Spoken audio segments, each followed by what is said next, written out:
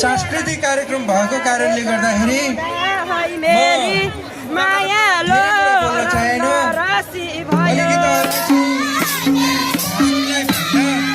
सांस्कृतिक कार्यक्रमलाई अलिकति महत्त्व दिइरहेको मैले महसुस पनि गरेको छु। त्यस कारणले गर्दाखेरि तपाईँहरूको मनोरञ्जनको सँगले मेरो नपाइकन यो मगर दिवसको भव्य सफलताको शुभकामना दिँदै मेरो छोटो मन्तव्य यही अन्त गर्छु। हस्त धन्यवाद।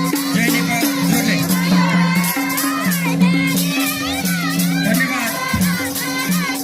आदरणीय व्यक्तित्व अनुप राणाज्यूलाई उहाँले आफ्नो शुभकामना मन्तव्य दिएर गइसक्नु भएको छ। अब भने हाम्रो व्यास 14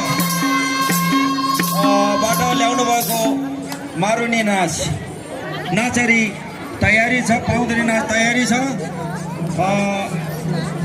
त्यसपछि